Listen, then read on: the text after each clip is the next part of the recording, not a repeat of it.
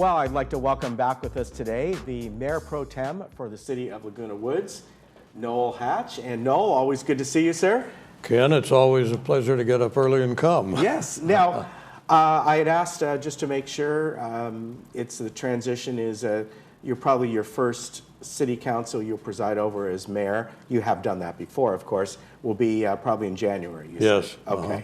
Yeah. Yes, but you've been mayor once before or twice before? As mayor? Yes. Just once before. Just once before. I think I'm in my 7th year or something like that. All right.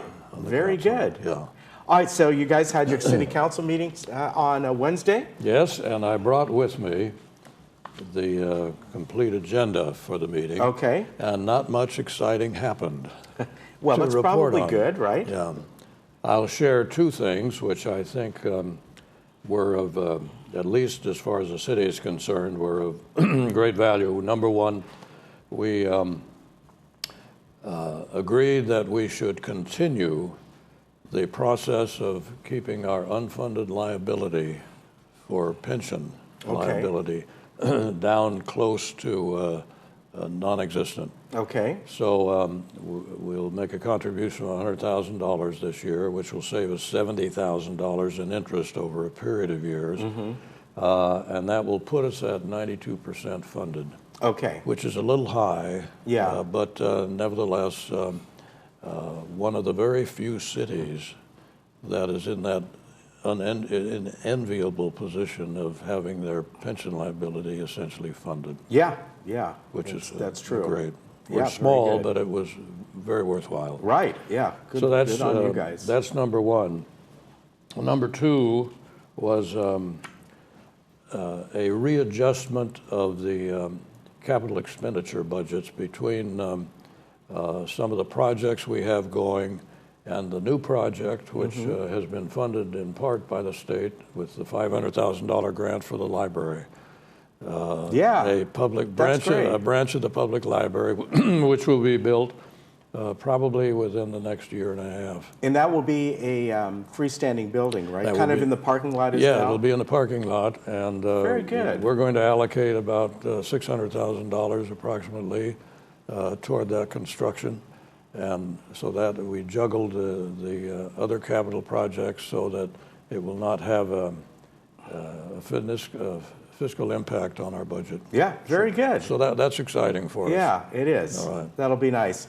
And when do you anticipate breaking down ground on that? Sometime mid-year? That is, we have not let the contract for the architectural drawings, so that will be coming up shortly. Okay. So it'll be exciting. A while. It is exciting for us. Very good. All right, those are the two main things. We did some work on amending the various code provisions to bring them into compliance with fire code requirements, one of which is to install sprinklers for when you're retrofitting your place. Right. That will not impact our city people Okay. here in the village. That won't be a requirement for people that are doing remodeling work and so forth, so there's no worry there. Okay. Other than that, I made a promise, if I may talk for just a minute, to Council Member Horn. Okay. And let me ask you, we worry about what living here? We don't worry about hurricanes, do we? No. What do we worry about? Well, we worry about, obviously, earthquakes and fires. Yeah, probably the two main things. Yeah, and earthquakes are big now. Yes. And are we given instructions as to what to do in the event in preparation for that event? Well, we have certainly talked about being prepared and things like that, yes. Yeah, ready to evacuate or do whatever is necessary, get under the table, all of these sort of things. Is it wise to follow those instructions, do you think, Ken? Well, I would say so, although the old adage of getting in between a door frame, they say that's an old thing. It changes. But yes, of course, you know. But our failure to follow those instructions, say for the earthquake. You're right. Who's being harmed by our failure to do it? Your personal failure. Just you and your family? Well, no, I mean really everyone, and because if you're in a big building, if you're in a home, it was really a personal.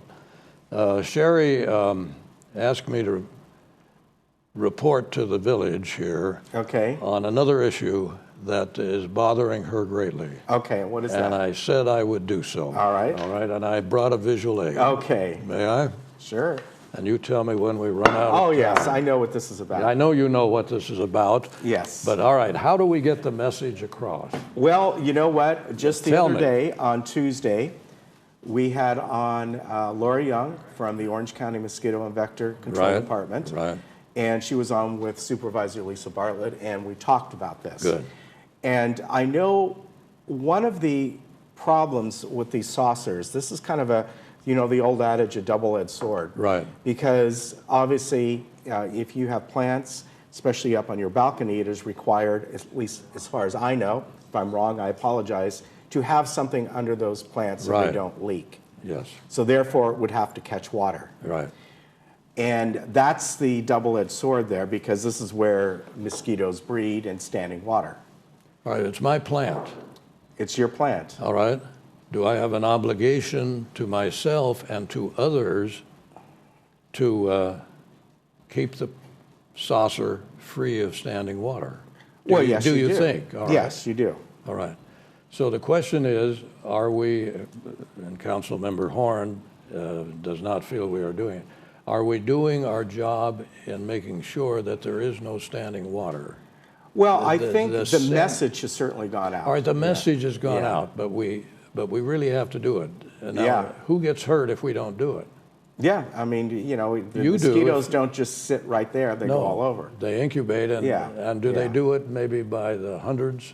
But more by the tens of thousands. Or millions. Yeah. Yeah, lots of them. Anyway, that was the message. So one of the things that was suggested yesterday as we were talking, if you walked by the saucer or the container on a daily basis, just walk by and gave it a little jiggle, Yeah, what happens? The water moves around. You're right. And it's no longer stagnant. you're right. Simple, isn't it? Yeah. Yeah. So that's one possibility. Right, yeah. Okay. And I know it's, you know, again, it is something here, you know, people have a lot of plants with a lot of saucers. Yeah. Some of those plants are quite large, as you know, And maybe. particularly in the three stories. Yeah. Right. Well, everywhere, really. Yeah, and, you know, it's kind of a hard thing, you know, It is hard. I don't have to worry about that at my house, I have my own yard, and Yeah. so things are planted in the ground. If they are That's in a true. pot, I don't care where the water goes, because it's, you know, it's Last- not that big a deal. Last month when I was here, I think I made reference to a Fleetwood Mac song. Yes, I And think you did. I'm a great fan of Yeah. Fleetwood Mac. And as I was coming over today and I was thinking about this, on my CD was a Fleetwood Mac song. It's called "Go Your Own Way." Yeah, uh-huh. You remember that one? Great Sure, song, of great, course. great job. So the message, "Go your own way for that lonely day," Yeah, and it kind of fit to this thing. We can go our own way, or we can really join a movement to make sure Yeah. that these things don't go. All right, that was my promise to Sherry, and okay, and I want a couple events that are coming up I wanted to say Yes. quickly. The first one, this is just a week away, on October 26th, is National Prescription Medication Take Back Day. Now, this will be happening at City of Laguna Woods. Actually, many areas in Southern California, this will be happening. But this gives you a chance from 10 to 2 to take back any unwanted, unused, or expired prescription medications. No questions are asked. They do ask that you don't bring sharps, you don't bring marijuana, and you don't bring pressure canisters. So this is, like I said, throughout Southern California, throughout Orange County, all the cities are doing this, most of them anyway. But of course, right here is the most convenient for you. So that is not this Saturday, next Saturday, the 26th. great opportunity to Yeah. do it. Just clean house. Yeah, yeah. So you have something here you want to? No, I just wanted to make a mention here. This is on the Fire Authority, the board I Right. sit on. There were 142,000 emergency calls. Right. Last year. And this is the report. I'm going to leave it with you. It's the Orange County Firefighters Union's Okay. annual report. All right, very Some good. interesting things. Two things that kind of jumped out as far as our community is concerned. You'll see here emergency incidents by city for the entire year. Santa Ana, with a population of 300 and some odd thousand, had 27,000 calls. Wow. Emergency calls in last year. Irvine was next with 16, 17, Yeah. 18,000.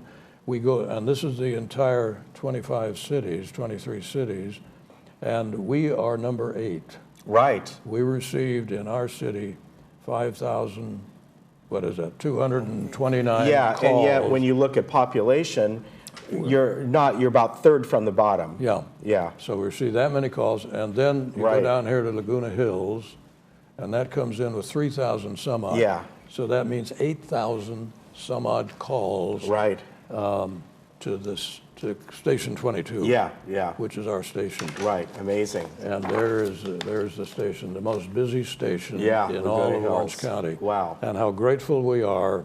And so when you have the fire chief over for an interview or somebody, I'll leave this with you. And Okay, I appreciate you that. can talk about this. Thank you among very other much. things. Okay. All right.